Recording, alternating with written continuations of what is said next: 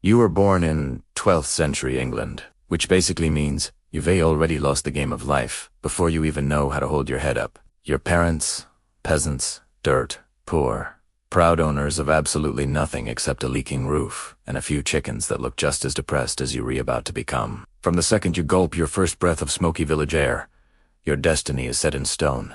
Work until you break. Eat whatever hasn't spoiled yet, and pray you don't catch something that ends in packs. Your daily menu: bread, if you're lucky. Maybe some wilted vegetables, a slice of salted fish on holidays. If the universe is feeling particularly generous, meat please. That's reserved for the people who actually matter. As for your future, it's one long gray road, paved with calloused hands, aching bones, and the faint hope that maybe, just maybe, you'll die slightly less miserable than your parents did. No wealth, no legacy, no songs sung about your greatness. Just another faceless soul in a world that wouldn't notice if you vanished tomorrow. And just when you're getting cozy with the idea of eternal, inescapable mediocrity, your father drops a bombshell. He knows a way out. A sliver of a chance.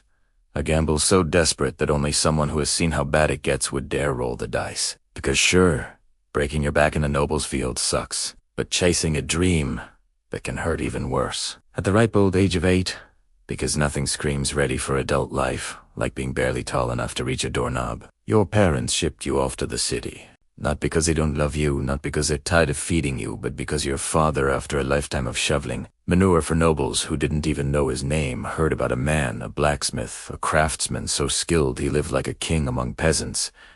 And your father, he actually knew him. Not well enough to ask for a favor, but just enough to offer up his own son as tribute. This right here is the plan. Do and sought the only thin flickering chance you ever get to claw your way out of a life of mud and misery. So, with nothing but a threadbare sack and a head full of desperate hope, you're sent into the belly of the beast. The city hits you like a fist to the gut. It's filthy, overcrowded, and smells like someone set a barn on fire and then tried to put it out with sewage. You don't even have time to catch your breath before you're reshoved through the doors of the blacksmith's forge, the place where your better life is supposed to start. And immediately, you realize this is hell. The forge is a screaming, sweating, hammer-swinging madhouse. The air is thick with smoke, and the heat slams into you like a brick wall.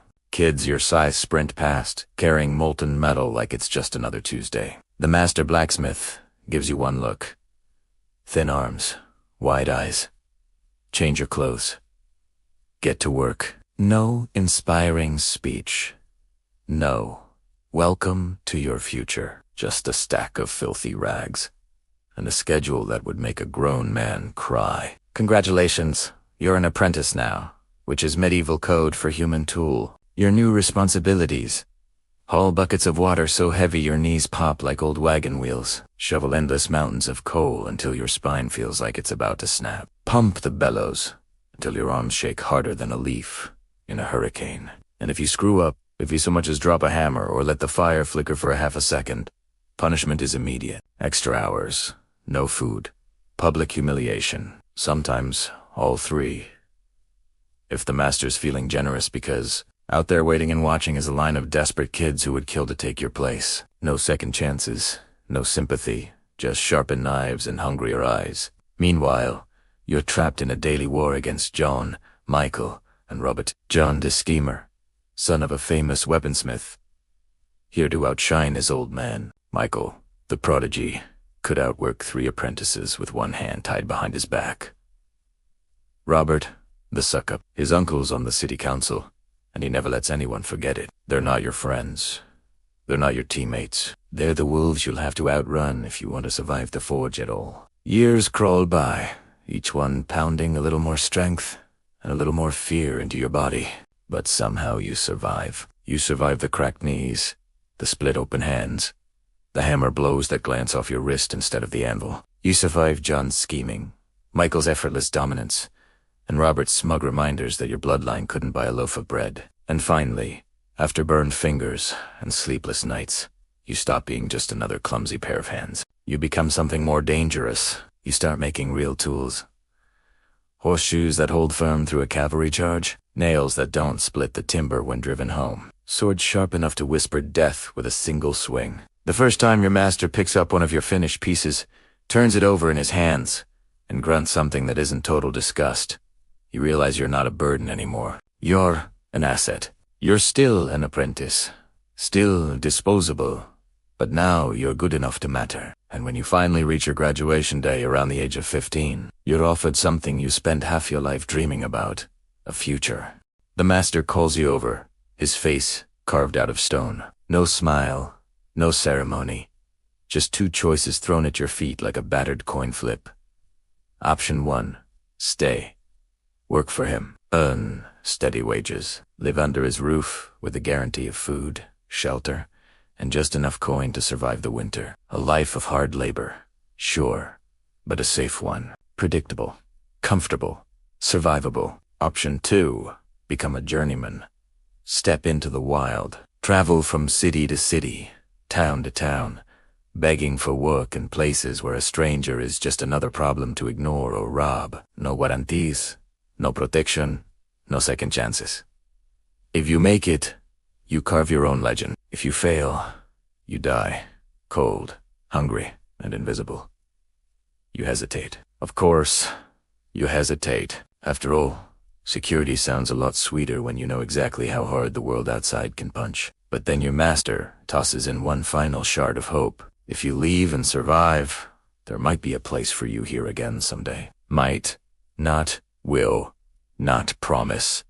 Just a sliver of possibility. Barely enough to catch the light. And because you're young and stubborn and so damn sick of taking orders, you take the gamble. You choose the unknown. You become a journeyman, and you step out into the world for the first time alone. You had a job. You turned it down. Security, food, a roof over your head, all tossed aside because you wanted more. Was it a mistake? Maybe, maybe not. You're about to find out. The first few days on your own are a special kind of misery. No forge, no tools, no real plan. Just a satchel slung over your shoulder and a growing pit of hunger gnawing at your ribs. You walk for days, town to town, village to village, asking for work at every forge you find. Most times you don't even get a no. You get ignored, like you're not even there. And when you're not invisible, you're worse, suspicious. A strange face means trouble, means stealing, means something the blacksmiths don't have time to deal with. By the second week, you're sharpening knives for street vendors just to earn a scrap of bread. By the third, you're sleeping in barns and stables when the farmers aren't looking. By the fourth, you're genuinely considering selling your hammer for a bowl of stew. This is the glamorous life you fought for.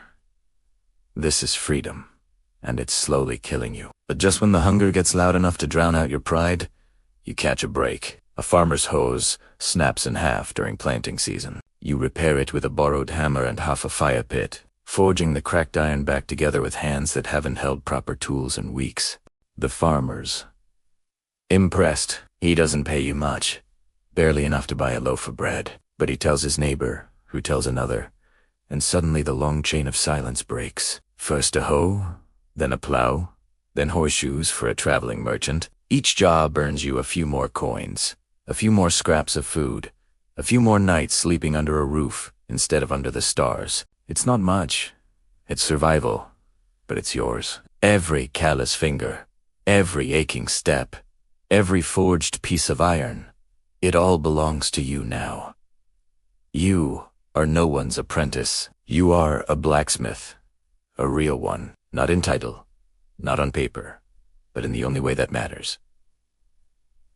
You can survive on your own work. Coin by coin, you start saving. Work by work, you start building a name. You invest in better tools, better materials, better skills. You don't just fix broken things anymore. You makteen. New axes, new horseshoes, new knives. So sharp, they could split a hair. You travel to bigger towns, learning advanced techniques from any blacksmith willing to trade knowledge for an extra pair of hands. Every mile you walk, every blister you earn, every deal you shake, you are becoming something more, something dangerous. By the time you return to the city, you're not the scared, scrawny kid who stumbled out of the forge. Years ago, you're a weapon, and you're finally ready to be noticed. The city doesn't recognize you at first. You've changed. Not just older, not just stronger, honed, tempered, like a blade that's been hammered until the impurities burned away. You take on jobs, bigger ones, more important ones, and word spreads faster than wildfire. You're not just the blacksmith's apprentice anymore. You're the blacksmith, the guy who reforged a knight's sword on the road when every other smith said it was hopeless. The guy who can shoot a warrior so well it runs like it's floating on air. Nobles start to take notice, mercenaries, even army generals. At first, it's everything you dreamed about. Coin pours in like rain. The kind of coin that buys respect, that buys comfort. You rent a real workshop. You sleep on a real bed. You eat real food, meat, whenever you damn well feel like it. You stop surviving. You start living, and then reality slams its foot on your throat. Because when you're that good, you stop being a craftsman. You become a resource, and resources get claimed. You hear whispers before you see it. Certain nobles aren't just impressed with your work. They're interested in owning it, owning you. One day, a letter arrives, an offer, polite on the surface, threatening underneath. A powerful lord wants you as his personal blacksmith. No negotiations, no counteroffers. You belong to him now, and if you don't like it, there are always ways to convince a man to become more cooperative. Kidnapping, threats, slavery. Take your pick. You disappear before the sun even sets. Forge cold, tools abandoned. For a month, you live like a rat, moving from barn to barn, alley to alley, praying you don't see a bannered god riding through the streets. If they find you, it's over. You won't be a master anymore. You'll be a prisoner with a hammer. But fate, for once, flinches first. The civil war boiling in the kingdom finally erupts. The lords who wanted you dead or caged have bigger things to worry about, like not getting their heads chopped off. You survive by sheer luck, by sheer stubbornness. You survive, and when the dust settles, you rise. Be 22. You're no longer some desperate kid hauling buckets for scraps. You're a master blacksmith, not just by title, but by reputation. Lords compete for your services. Knights travel across kingdoms to commission your blades. And this time you choose who you work for. You choose where you plant your forge. You build your own workshop, your own house, your own name. You are everything your father dreamed you could become, and far more than he ever dared to imagine. But success isn't the paradise you pictured. Not even close. The orders never stop. Weapons for armies, armor for battalions, tools for whole regions. The forge roars from dawn to dusk, the fires never dying, the anvil never cooling. You hire apprentices of your own, kids who look at you the way you once looked at your master. No matter how many hands you bring in, no matter how many hours you pour into the work, it's never enough. It's never enough, because every sword you forge turns into 10 more orders. Every set of armor you finish leads to 3 more contracts. Every favor you grant turns into another leash around your neck. The forge becomes your world again, a prison built not by poverty but by success. And slowly, quietly, without anyone noticing, it starts to kill you. You don't notice it at first. Not the way your hands tremble when you grip the hammer. Not the way your back locks up halfway through a shift. Not the way you cough a little harder every time the forge smoke curls around your face. You're too busy, too important. There are weapons to forge, deals to honor, names to make. You ignore the pain. You ignore the cracks, because that's what survivors do until one day you can't. The cuffing doesn't stop anymore. Your joints scream with every movement. You wake up feeling like your own body is trying to bury itself. You see a doctor, a real one, not the old woman who treats sword wounds with moonshine and prayers. He looks at you, listens to your lungs, checks the calluses on your hands, the paleness of your skin, and then he tells you the truth. Lead poisoning. A lifetime spent inhaling toxic fumes, handling raw materials, working 15-hour days in a forge, without rest. There's no cure, no treatment, no miracle. You're dying, and there's nothing anyone can do about it. Most blacksmiths don't live past 50. You're 47. You built a forge that fueled armies. You raised apprentices who now run their own shops. You helped find a guild that protects the very kids who used to sleep in the soot. Dreaming of something better, you changed the city.